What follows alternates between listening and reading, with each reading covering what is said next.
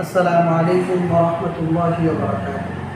نحمده ونصلي على رسوله الكريم أما بعد فأعوذ بالله من الشيطان الرجيم بسم الله الرحمن الرحيم ولله على الناس حج البيت من استطاع إليه سبيلا صدق الله العظيم وقال رسول الله صلى الله عليه وسلم الحج المبرور ليس له الجزاء إلا الجنة أو كما قال عليه الصلاة والسلام.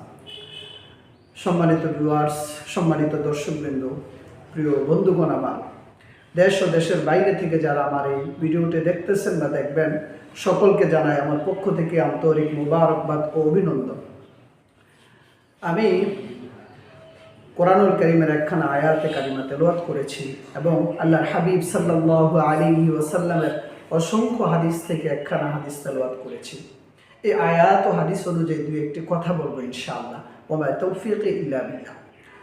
আল্লাহ তাআলা কোরআনুল কারীমের মধ্যে বলেন, ওয়ালিল্লাহি আলান নাসি হজ্জুল বাইতি মান ইসতাতা ইলাইহি সাবিলা। অর্থাৎ এই আয়াতের অর্থ হলো, এই আয়াতের সারমর্ম হলো, আল্লাহ তাআলা যাদেরকে সামর্থ্য দিয়েছেন, তৌফিক দিয়েছেন, পরিবারের ভরণ পোষণ দিয়ে যে ব্যক্তি মক্কা মদিনায় যাওয়া আসার সামর্থ্য রাখে, তৌফিক রাখে, ওই সকল ব্যক্তিদের উপর আল্লাহ হজকে ফরজ করেছেন। হজ, এই যে ইসলাম ধর্মের 5টি মূল ভিত্তি, এর মধ্যে একটা হল হজ, গুরুত্বপূর্ণ বিষয়। এই হজকে আল্লাহ তাআলা অনেক মানুষের উপর ফরজ করেছেন, কিন্তু আমরা হজ ফরজ হওয়া সত্ত্বেও আমরা হজ করার জন্য আগ্রহী নয়। কেন? তার কারণ হলো, তারা মনে করেন হজ করলে টাকা পয়সা কমে যায়, নাউজুবিল্লাহ। অথচ হজ করলে আপনার ধন বাড়িয়ে দিবেন কি আল্লাহ তাআলা। এই জন্য কৃপণতা বখিলতা করা যাবে না।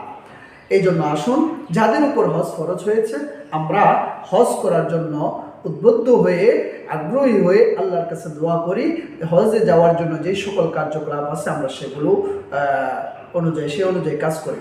এরপরে উমরা করতে কিন্তু এখন আমাদের 1.5 লাখ টাকা লাগে, হজ করতে একটু বেশি টাকা লাগে।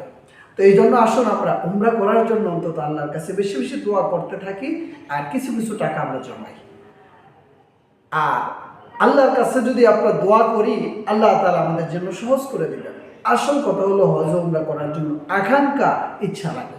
এই জন্য আল্লাহ তাআলা আমাদের সকলকে কথাগুলো বুঝা মানা সহজ করে। হাদিস শরীফের মধ্যে নবীজি বলেছেন যে আল হাজ্জুল মাবরুর লাইসা লাহুল জাযাউ ইল্লাল জান্নাহ। অর্থাৎ হজ্জে মাবরুর, মাবরুর হজের প্রতিদান হলো, সওয়াব হলো একমাত্র জান্নাত। সুবহানাল্লাহ। এই জন্য আমরা যারা হজ করব, মানে একনিষ্ঠ নিয়তে ইচ্ছায় আল্লাহকে রাজি খুশি করার জন্য ওই হজটা